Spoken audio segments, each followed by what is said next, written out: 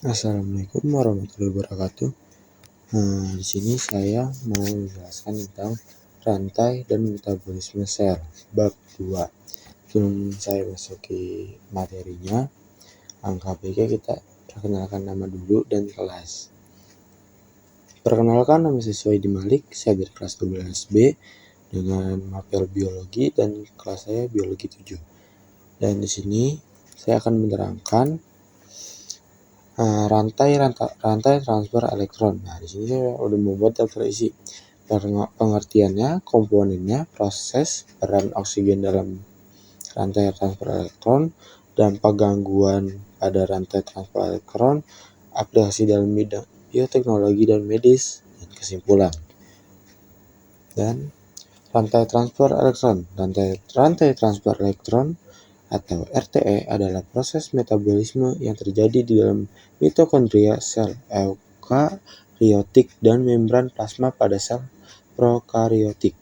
Proses ini merupakan tahap akhir dari respirasi seluler yang bertanggung jawab dalam produksi ATP melalui fosforilasi oksidatif. Komponen rantai transport elektron. 1. Komponen 1 adalah NADH dehidrogenase. Di komponen ini adalah mengoksidasi NADH menjadi NADH+, memindahkan elektron ke koenzim Q atau ubiquinon, dan memompa proton H+ ke ruang antar membran mitokondria. Dan kedua, kompleks kedua suksinat dehidrogenase antara lain mengoksidasi suksinat menjadi fumarat dalam siklus Krebs, memindahkan elektron dari Fa2 ke ubiquinon. Dan kompleks ketiga yaitu sitolokrom Bc1 antara lain menerima elektron dari ubiquinol dan mentransfernya ke sitokrom C dan memompa proton ke ruang antar membran.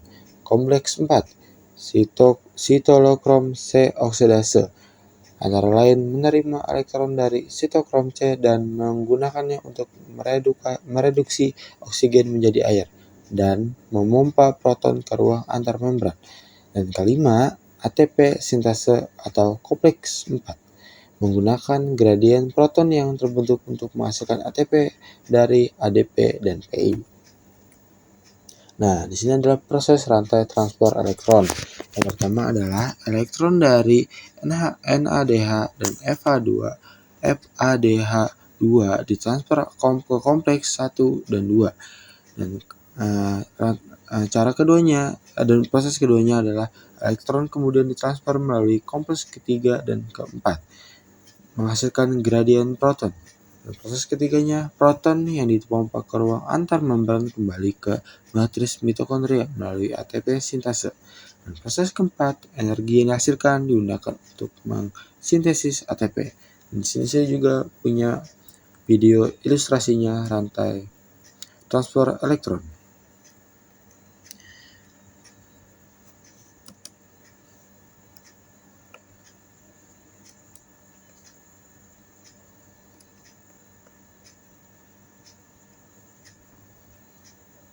Nah, di sini adalah transfer elektron dan kesmiosmosis.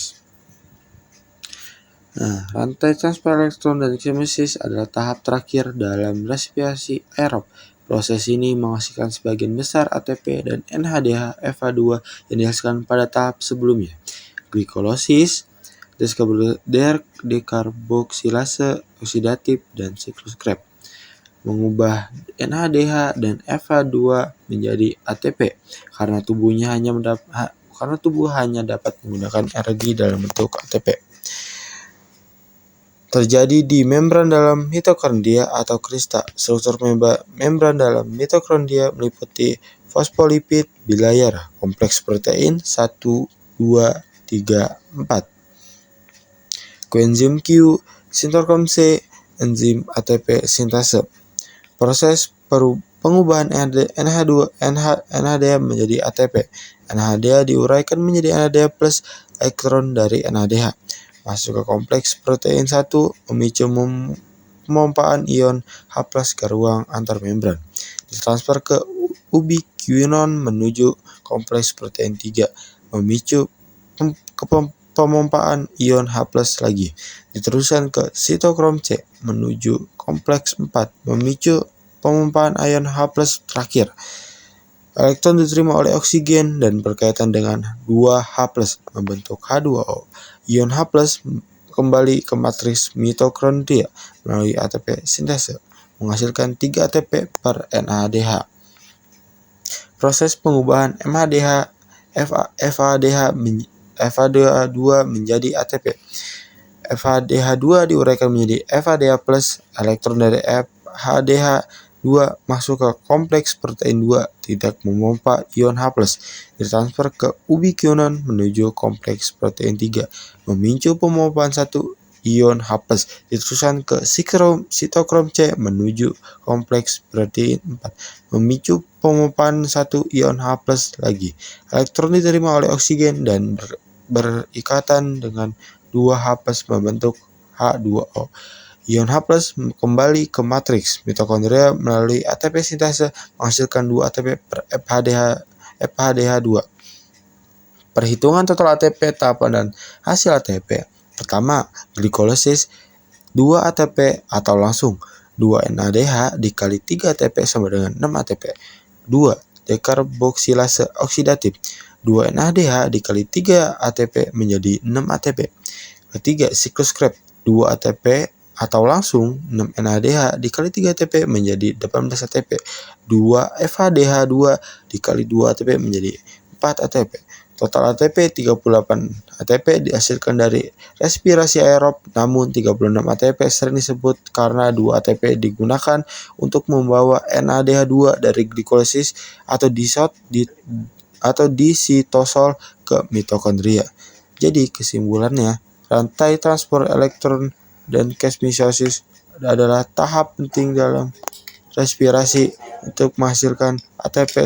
Setiap NADH menghasilkan 3 ATP, sedangkan setiap FA2 menghasilkan 2 ATP. Total energi yang diperoleh dari respirasi aerob adalah 36-38 ATP, tergantung pada kebutuhan energi untuk transport NADH. Proses ini menunjukkan efisiensi tinggi dalam menghasilkan energi yang dibutuhkan oleh tubuh. Materi selanjutnya adalah efisiensi dan regulasi rantai transport elektron. Efisiensi ATP dipengaruhi oleh berbagai faktor seperti ketersediaan substrat, NADH, FADH2, dan oksigen. Jika pasokan oksigen terbatas, maka produksi ATP melalui fosforilasi oksidatif akan terganggu, menyebabkan peralihan ke jalur fermentasi sebagai alternatif energi. Selain itu, inhibitor seperti sianida dan karbon monoksida dapat menghambat aktivitas kompleks 4 yang dapat berakibat fatal bagi sel. Peran oksigen dalam rantai transport elektron. Oksigen berperan sebagai akseptor elektron terakhir dalam rantai transport elektron. Tanpa oksigen, rantai ini tidak dapat berlangsung dengan optimal, sehingga menghambat produksi ATP.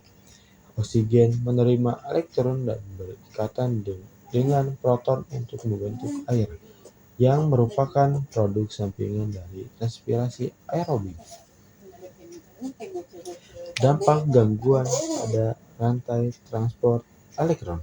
Gangguan pada rantai transport elektron dapat menyebabkan berbagai kondisi patologis seperti hipoksia atau kekurangan oksigen dalam jaringan, stres oksidatif akibat produksi spesies oksigen reaktif atau disebut ROS, serta gangguan metabolisme energi yang dapat berkontribusi pada penyakit degeneratif seperti Parkinson dan Alzheimer.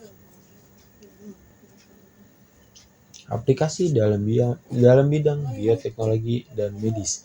Penelitian mengenai rantai transport elektron telah memberikan wawasan penting dalam bidang bioteknologi dan medis. Beberapa aplikasi penting meliputi pengembangan obat-obatan yang menargetkan kompleks dalam RTE untuk terapi kanker, studi tentang mekanisme penuaan, dan peran mitokondria dalam degenerasi sel. Penelitian mengenai intervensi diet dan olahraga dalam mengoptimalkan fungsi mitokondria. Kesimpulannya, rantai transfer elektron adalah proses krusial dalam respirasi seluler yang menghasilkan ATP sebagai sumber energi utama sel. Proses ini bergantung pada serangkaian kompleks protein dalam membran mitokondria serta peran oksigen sebagai penerima elektron terakhir. Efisiensi dan kelancaran proses ini sangat penting bagi metabolisme sel, terutama dalam kondisi aerobik yang optimal. Gangguan pada proses ini dapat menyebabkan berbagai penyakit, namun juga membuka peluang untuk pengembangan terapi medis berbasis mitokondria. Segitu saja dari saya Sulimadi. Mohon maaf jika ada kesalahan dan segitu saja. Wassalamualaikum warahmatullahi wabarakatuh.